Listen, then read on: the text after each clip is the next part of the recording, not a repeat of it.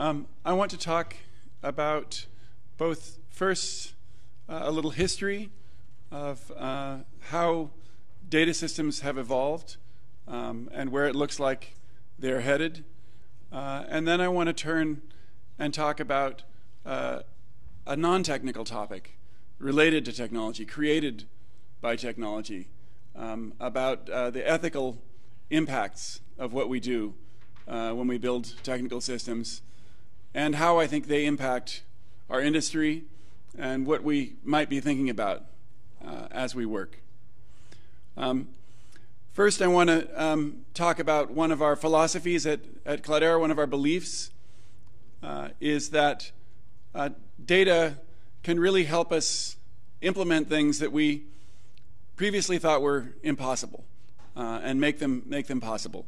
And one example that we're very excited about is working with NASA to help to build a manned moon mission to Mars. We have a short video about this.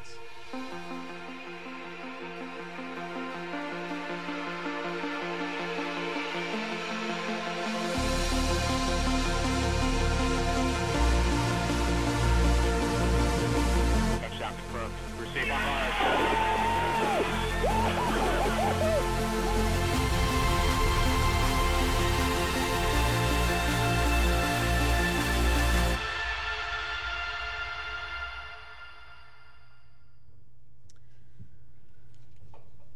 So now I want to talk about a brief timeline of how this technology has evolved and how it's changed in the last decade. I spent many years working on search engines, completely outside of the conventional enterprise software world, which has been dominated by the relational database for 30 or 40 years now. I discovered in the early 2000s the power of open source to really make technologies much more successful and widely adopted than they might be otherwise. And then a few years later, started building a system which became Hadoop. And really the goal here was to take some ideas that Google described for how they were managing their data internally, and try to use open source to bring these ideas to more people to see if we could get everyone to be able to have access to this. Let everyone be able to store and process petabytes of data very affordably and very flexibly. And by around 2008, we'd achieved this goal.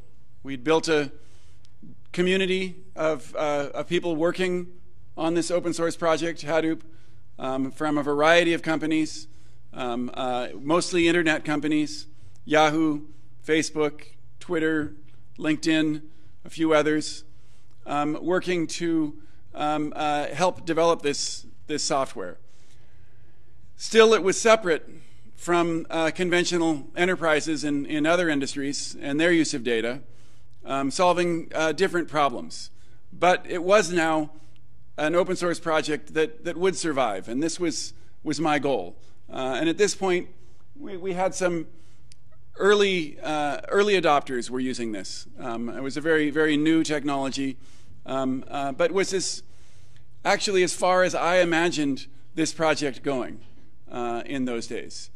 But other people had more imagination than I did, and began adding more functionality around Hadoop. Started adding engines that translated SQL into MapReduce so that they could run directly on Hadoop and integrate with existing systems and use people's knowledge of SQL. We started seeing systems that were online key value stores, HBase, built on top of Hadoop. And this has continued. We've had, in more recent years, Spark, a better API, a better runtime for processing data than MapReduce has been developed, that also supports streaming analytics, and Kafka, and so on. have been added. So now that we have a rich platform that supports many different kinds of functionality on shared common data, really enabling not only traditional SQL-style relational processing, but other models and a growing set of models. And so that really by 2012, we started to see more companies, more uses for this technology as it matured. And moreover, we saw enterprises outside of Silicon Valley adopting it. Cloudera was founded in 2008 with this idea that people outside of Silicon Valley would want to use this software. I didn't believe that would happen initially, but in 2009 I joined Cloudera, and we've seen it come true. That we have customers in many industries. We have web companies, of course, but also banks, telephone companies, retailers, insurance companies, healthcare providers, manufacturers, transportation companies, governments, and more. It's really become what I think is the next generation platform for data systems that's more general and more appropriate. It supports a better style of application building than people were using traditionally, where they can load data in directly and then explore it and invent applications and improve them over time much more rapidly with more agility than traditionally was done. So now, in the present, we now see a lot of interest in machine learning. That's a new family of techniques which has been found to be very effective and which feeds on this data ecosystem, lives naturally on top of this big data platform. And we've had an explosion of software, much of it, almost all of it open source, to help people implement machine learning methods on top of this platform. We're also now seeing it become much easier to deploy these kinds of solutions with the advent of the public cloud. And so now we're seeing this spread to more divisions within a company. No longer is it just in the central IT or engineering organizations, but we see that marketing, sales, support, manufacturing, different parts of an organization can now attack their problems as well with these technologies as they become more complete and more mature. And I think this trend is only going to continue.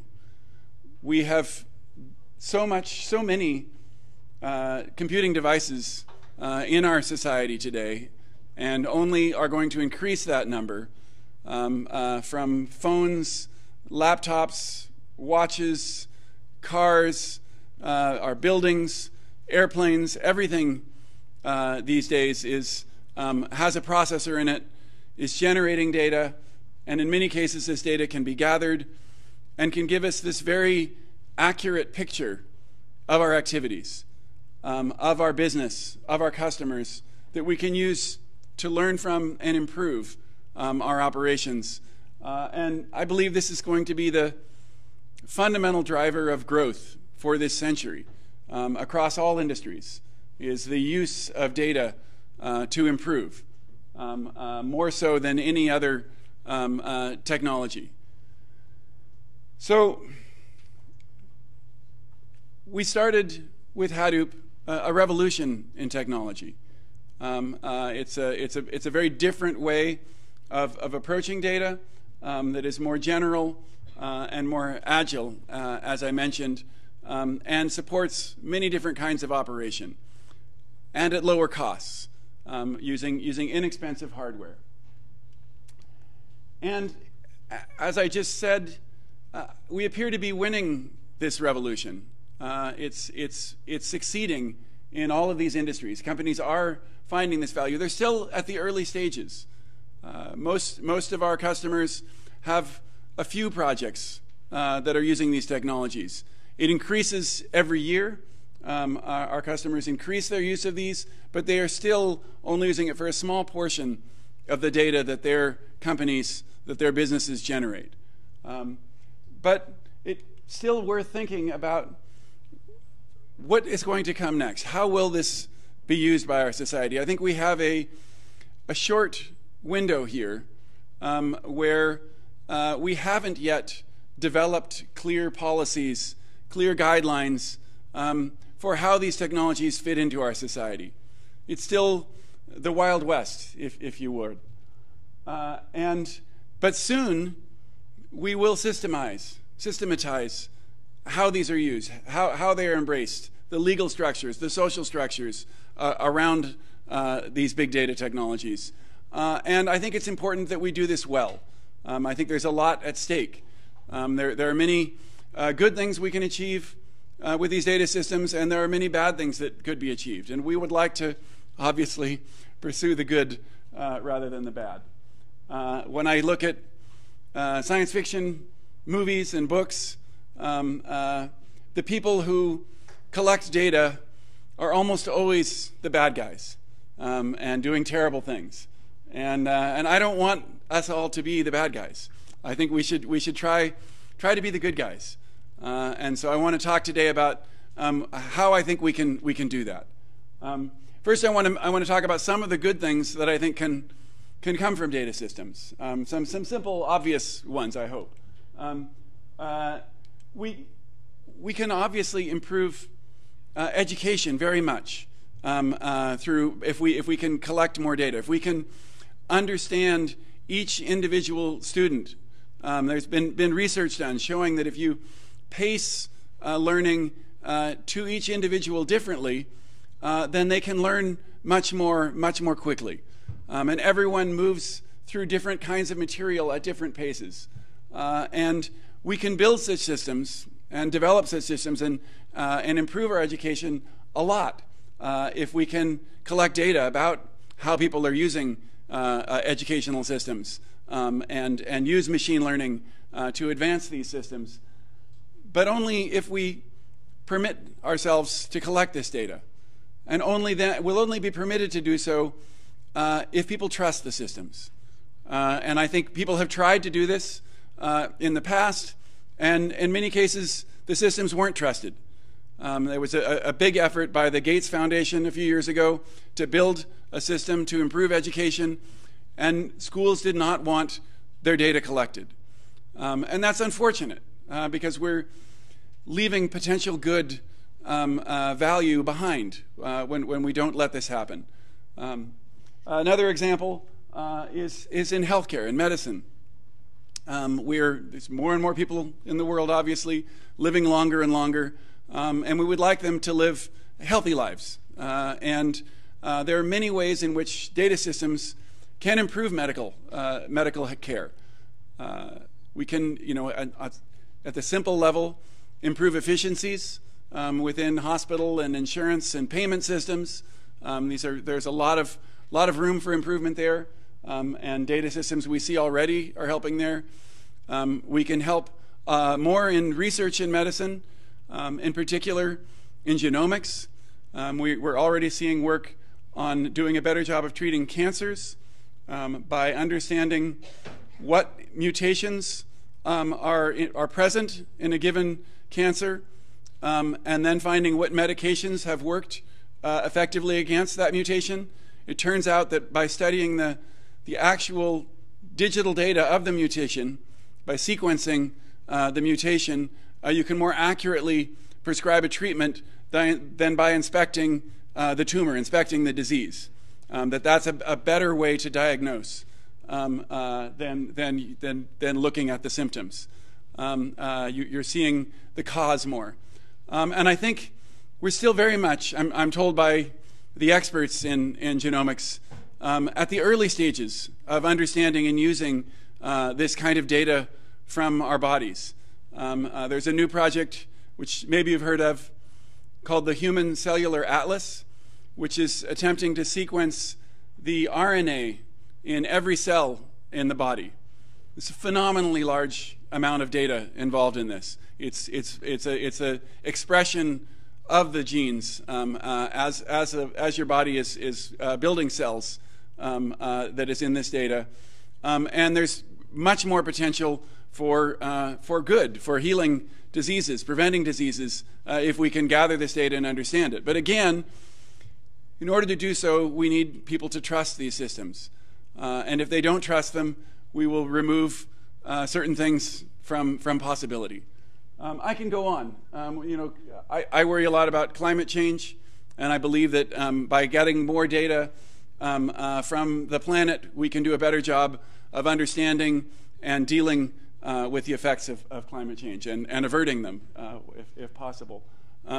But there are more. Poverty and nutrition are obvious social goods that we can use data to better address. And the obvious one, I don't have a slide for it, is just economics. We're all of us in business of making money from data, and when we make more money, society does better in general, right? A wealthier society is a healthier, is a happier society. And these data systems have the great potential to improve economies around the world if we trust them and if we let them. So how can we do this? I think some people think of this as primarily a technical problem. I don't believe that. I think that technology has a role in addressing these issues of trust. There are good technological approaches along the lines of anonymization of data, but these aren't foolproof. Data sets can oftentimes be de-anonymized, and the better job you do of anonymizing them, sometimes the data becomes less useful because you've removed the things that make it interesting to study. Also, we obviously want to use encryption and security mechanisms, but those also are not perfect. We need safeguards for when they break down as well. So technology is a tool we can use here, but it's not the end solution. I think there's more. So what can we do? I think there's 4 areas we can begin to approach this problem with. First one I think is very important, is that organizations operate transparently. By this I mean they tell users what data they're collecting and what they're doing with that data. People do not like being surprised by what data has been collected and what's being done with it. They like to understand and know when they're going into a relationship with a service what will happen with their data.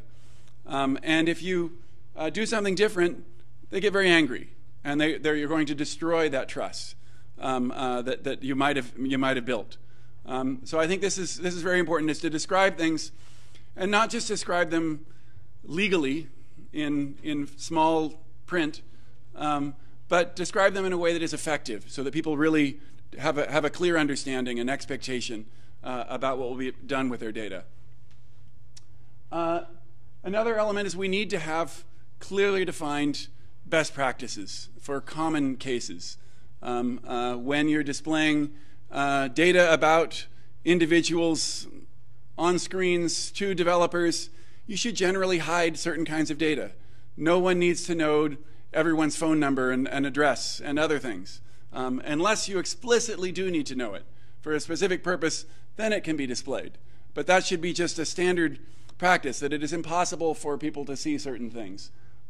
Best practices also around encryption and the way that encryption is administered, so that administrators don't necessarily have the capability of seeing all data.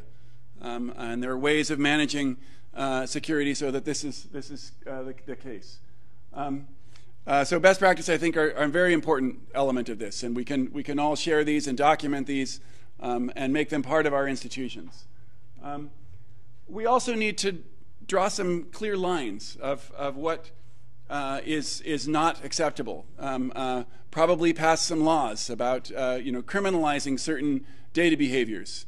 We don't have very sophisticated laws at all. We're starting to see that in some areas, but right now, as I said, it is still the Wild West. And I think we do need to have clear lines. Sometimes it can be obvious, some giving away people's or not securing people's personal information seems obvious. We've seen breaches that, surprisingly, but other things are less obvious, that we'll only discover once people have abused them, that we need to make that a law or a rule that people can't do this. For example, using social networks to undermine voting systems, or you can imagine things which people might not have imagined. But once they happen, then we need to respond and make rules. And the last general area I think we need is we need oversight. The trust can't be simply blind. People need to know that even if you say this is the only data you're saving and you're only using it for this purpose, you're collecting location information to predict traffic jams, say, you need to verify that. And as you know, Ronald Reagan said many years ago about the control of nuclear arms, that you needed to trust but verify. And I think that is the case here. We need something to check, someone to check that people are actually managing data responsibly. And we're used to this in other industry. Companies' finances are regularly audited. We don't just trust that every company is keeping its accounting correctly. We send in an external third party to validate this. Similarly, we should be validating that people are conforming, that the companies and institutions are conforming to the data policies that they promise. And I think we need to build this. It doesn't need to be the government. Just as much of our auditors are not part of the government. This is a privately done trust system. In most cases, the stock markets are themselves regulated, but again, privately by an organization funded by the stock markets itself. Lawyers and doctors have professional organizations which regulate and determine. If you're a lawyer, you can only practice if the organization of other lawyers allows you to practice the law. It's not controlled by the government. So I think we can develop these institutions if we choose, and I think we should if we want our industry to grow and do as well as it can. It's of course not a thing that can be done locally. Many of these systems that we're building are used around the world, and so we need solutions that work around the world.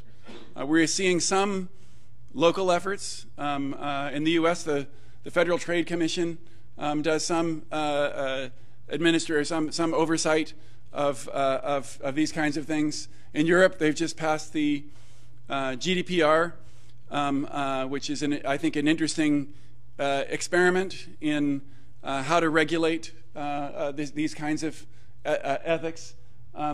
But I think we could do better by trying to have international efforts in this area and really working as an industry across countries, because many cases we need systems, we need rules, we need policies that work across borders.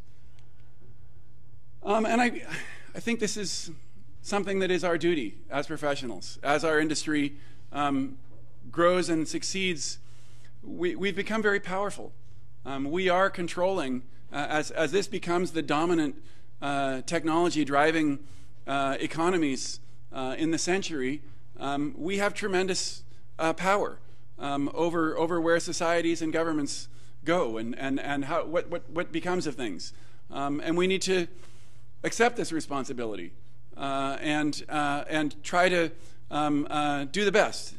It's for our children, of course, for our companies, so that they can succeed well. It's just the the most responsible thing to do. It also helps our businesses. If we can create the right structures, then our businesses can achieve their full potential. So it's I think, good for everyone if we can begin to address these problems. That's my presentation today. It's not a normal technical topic you're probably used to. I think we have a lot of time now for Q&A, and we can talk about this, or we can talk about technology, whatever you like. Thank you for your wonderful presentation. I'm actually a medical student, really interested in applying these kind of technologies to healthcare. And the thing is that Korean hospitals, they are very reluctant to share their data because they are using their own EMR system because of the compatibility issue. And what will be the role of Hadoop in this kind of cases? And the second question is, there are some decentralized methods to store data, such as blockchains, which can be applied to healthcare. And what do you think about those technologies? And what will be the future of those two very different technologies? Thank you. Good questions. So about the EMRs and exporting those, I don't know the details of what software is used. I know that we do work with a lot of hospitals and insurance companies and so on in the medical industry who are ingesting EMR data into Hadoop clusters. We also spend a lot of work at Cloudera creating governance tools so that we can comply with industries that are regulated, like healthcare. So in the U.S. we have the HIPAA compliance is the regulatory law that governs healthcare data, and we I think are the only big data vendor that has delivered HIPAA compliant systems. We've also similarly done PCI for credit card industry data, which is also regulated.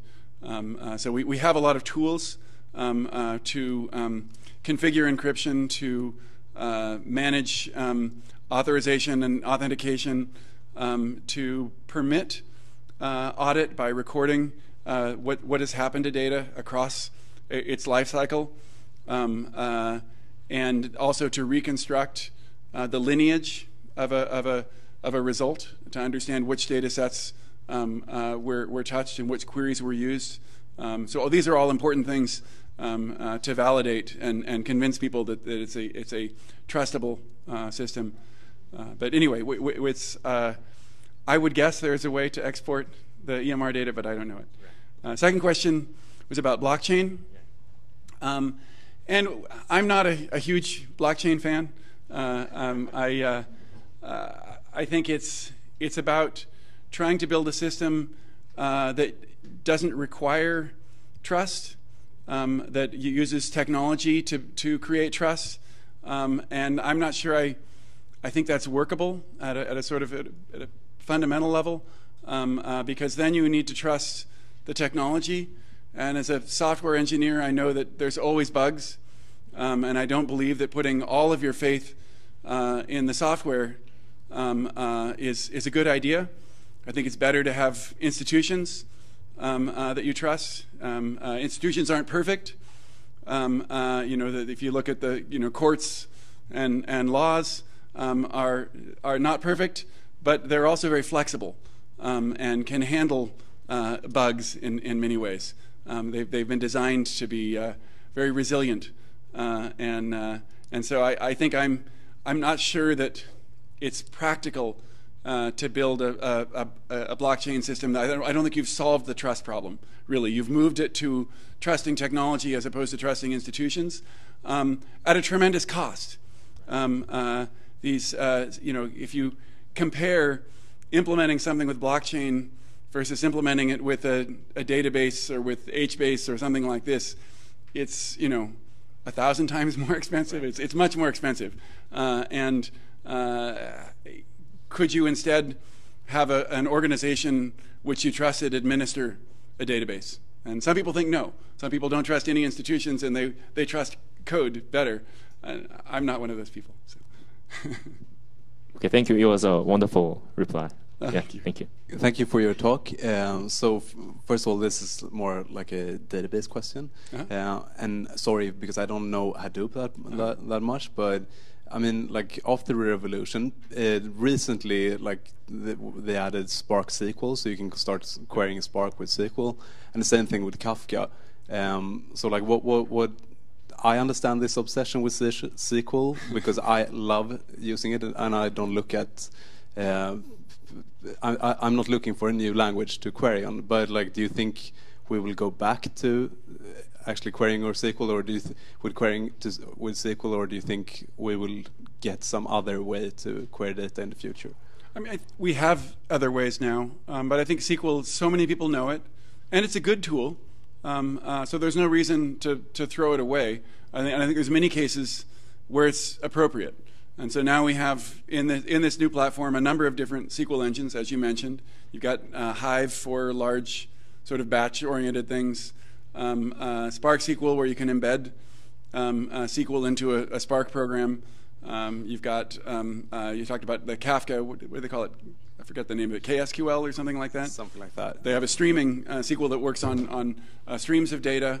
There's Impala, which is very fast for interactive multi-user SQL queries. So there's a lot of different SQL engines in the big data ecosystem that you can choose when that's appropriate. Or you can do things that aren't just SQL. So, and you can also build applications that mix them, as I mentioned with Spark SQL. You can have SQL as a part of a machine learning system as well. So I don't see SQL dying anytime soon. One of the things it also lets us do is there's many tools that have been built through the years on top of SQL. Tools for visualization, for drawing graphs, things like Tableau, which we can now easily make those work on top of the Hadoop system, using on more data at a lower cost, and so really providing new capabilities, but to the same people building the same screens. So it actually expands the utility of the platform a lot. So I don't hate SQL. It's still useful, and I don't think there's a reason for it to go away as a language. Does that make sense? Yeah, that makes sense. Thank you. So since we don't have questions from the floor, we will do the pre-collected question first. So the first one is, how do you see Facebook's recent data scandal? I don't want to comment directly on Facebook's scandal. I'll just say I think it helps to raise these issues. I think we're more people are thinking about it. This actually is a presentation that I created maybe 3 years ago, and all of a sudden there's interest in me giving it again. So I think that's healthy, and I think it's scandals help to wake us up to these things. I also add that we have. I think it is important to govern your systems well, to make sure that people can only do the things with your data that you want them to, and also to audit and make sure that people are only doing what you expect and want with your data systems. And we at Cloudera spend a lot of time making that possible. So. 네, 지금 페이스북의 그 스캔들에 대해서는 직접적으로 제가 언급을 하고 싶진 않습니다. 단지 이게 지금 오늘 보신 그 프레젠테이션은 제가 한 3년 전부터 계속해서 진행을 해오고 있는 이야기인데요.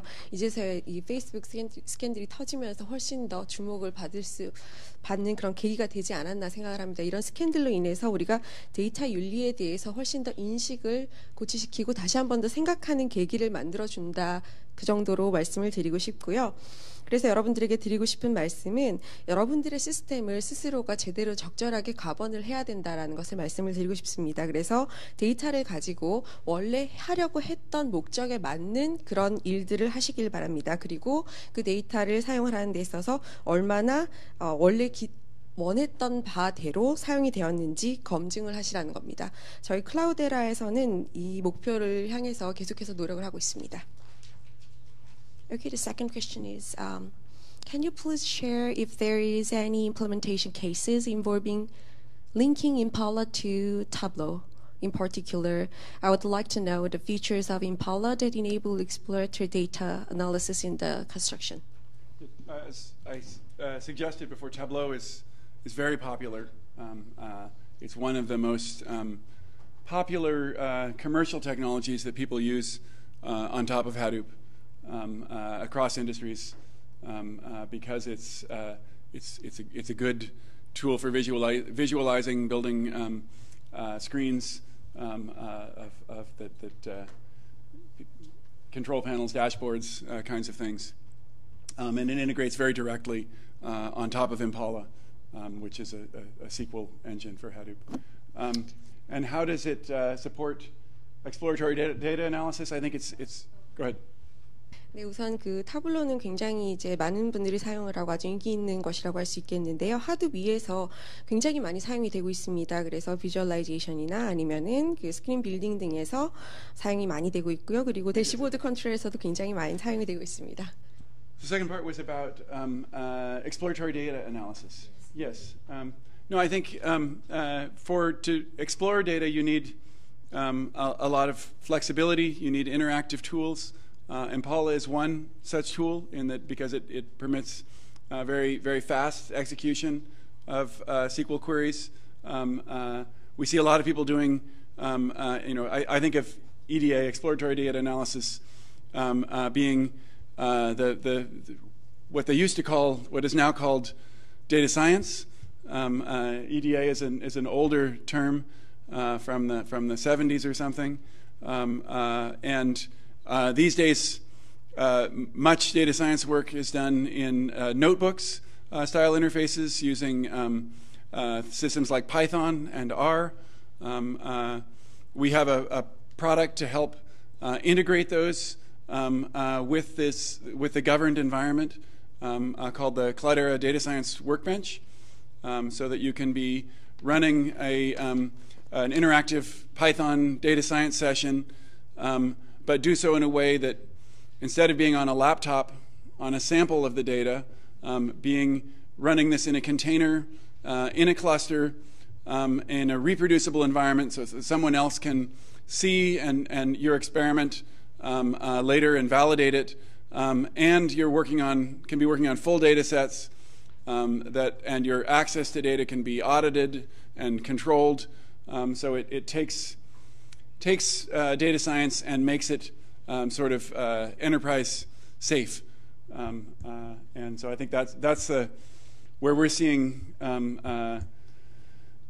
I think a lot of experimental data analysis going these days.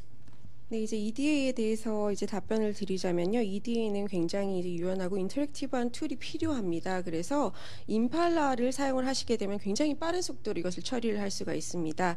사실 이 EDA라는 것을 많은 분들이 하고 계시는데요. 이게 70년대 그런 용어라고 지금 보시면 됩니다. 요즘은 이걸 이제 데이터 사이언스라고 많이들 얘기를 하시죠. 그래서 이 데이터 사이언스를 요즘은 이제 랩탑에서 많이들 구현을 하십니다. 그리고 데이터 사이언스는 이제 파이썬이나 아니면 R을 사용을 해서 하시는데요. 지금 클라우데라에서는 클라우데라 데이터 사이언스 워크벤치라는 프로그램을 제공을 하고 있습니다. 그래서 이것이 굉장히 많은 인터랙티브한 그런 처리들을 할 수가 있고요. 그리고 파이썬을 사용을 해서 데이터를 분석을 하시는 일이 가능합니다. 이제 랩탑에서 샘플 데이터를 구동을 시켜 보시고요. 그리고 이것을 이제 클러스터상에서 다시 한번 올려놓으시게 되면은 다른 분들이 나중에 이 데이터가 제대로 처리가 되었는지 그것을 이제 검증을 하시는 작업까지 해결이 가능합니다. 그 다음에 이 검증을 마치게 되면은 전체적인 환경에다가 이것을 구축을 할 수가 있게 되고요. 그 이후에 이제 오디시라던가 컨트롤도 가능하게 됩니다. 그래서 이런 방법들을 통해서 데이터 사이언스가 이제 기업급에서도 안전하게 사용이 되고 있습니다. 아주 굉장히 많이 EDA가 지금 사용되고 있다고 보시면 됩니다. So regarding the trust you said in your slides, I'm concerned about the isolated people. For example, my parents they don't trust the data that the neighbor collects, and they think like they're abusing their data. And in the future, they are getting old and they are not educated about how the technology works or how the data works. So so they can be isolated from all the benefits they can get, and they might not be able to protect themselves from their abused data. So what should be done to make them not isolated to, yes. Yeah, no, it's a great question. I think this is a failure of our industry, that people are afraid to use these systems that I think can be very useful to them. I mean, I hope we can do more education and training as part of that. But also, I think it comes back to this issue of transparency. How good are our systems of describing what they do and making people comfortable that they only limit their use of the data? I know people who are, professional engineers like yourselves in this industry, who intentionally make their lives harder, who will keep their email with one service, their calendar with another, split up their life because they are afraid of any one company having too much information about them. And that, to me, is a sad failure because there's a lot of value to keeping things together, hopefully, and it's unfortunate that we are afraid of the technology we're creating. So I don't know if there's an easy answer, but I think it's a great illustration of the problem. Some of it is also, I think, younger people have a better intuitive understanding of what technology is doing. We worry about kids not having any sense of privacy, and yet I think they actually do. They understand that what they do online will last forever, and they do understand the privacy controls of applications more than people give them credit. So there's some of that too. Yeah, thank you. Thank you very much.